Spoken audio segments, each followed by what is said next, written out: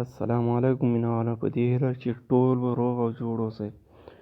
نن یو اپلیکیشن سره راغلی یم چې د لیپټاپ سیسټم ټول د موبایل دا سیسټم چې ټول د لیپټاپ په رقم کوي.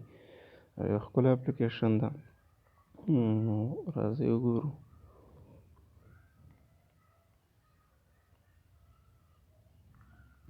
دا اپلیکیشن ده مای فایل منیجر، کمپیوټر فایل منیجر. دا بند کړئ او دا به اوپن کړئ. دا رقمي شکل ده.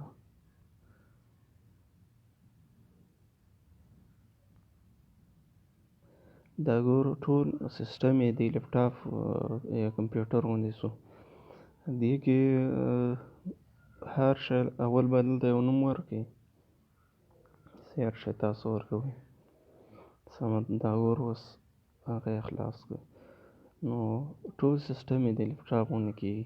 که چېرته دلته تاسو یو فایل درنه ډیلیټ سي، یو هر شی درنه ډیلیټ سي، نو بیا تاسو کولی سئ چې هلته بېرته ریسایکل بین کې پیدا کړئ او یو شی درنه ډیلیټ نه سي بیخي، لکه را پیدا کېږي بېرته لیپټاپ غوندې پکې. نور سیسټم یې ټول دی هماغه هغه غوندې کمپیوټر غوندې دی. اوس مثال زه یو شی ډیلیټ کړم. ډاونلوډ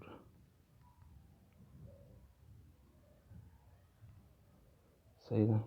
زه دا اضافي مې ډیلیټ کړه که نه. صحیح شو. وګوره دلته ختمه شوه. صحیح شو. ته به اوس بېرته چې را پیدا کوې څنګه پیدا کوې. دا ګوره دلته راغی، دا ګند باندې دی ریسایکل بین کې اچولی. اوس دا بېرته څه شی کوې، داسې به سلیکټ کړې او کټ به یې کړې. کټ دې کړه، بېرته به یې راوړې او خپله به یې په هماغه فولډر یا بیل فولډر کې اچوې یا کومه فولډر کې اچوې. اوس زه یې بېرته همدې فولډر کې اچوم. اگر اوس خو نشته بېرته فاسټ کړئ. اوس څنګه سي بېرته به یې را پیدا کړي. او یو ښه اسانه تیز اپلیکیشن ده او د لیپټاپ سیسټم باندې تاسو کولی شئ له دې څخه ښه استفاده وکړئ. او بل دا زه دې ډسکرپشن کې به د ویډیو زه د دې لینک واچوم د اپلیکیشن، او زما د ټلګرام لینک به هم واچوم، او زما د ټلګرام څخه یې ښکته کولی شئ دغه برنامه، په دې هیله چې خوښه وړ به مو ګرځېدلې وي.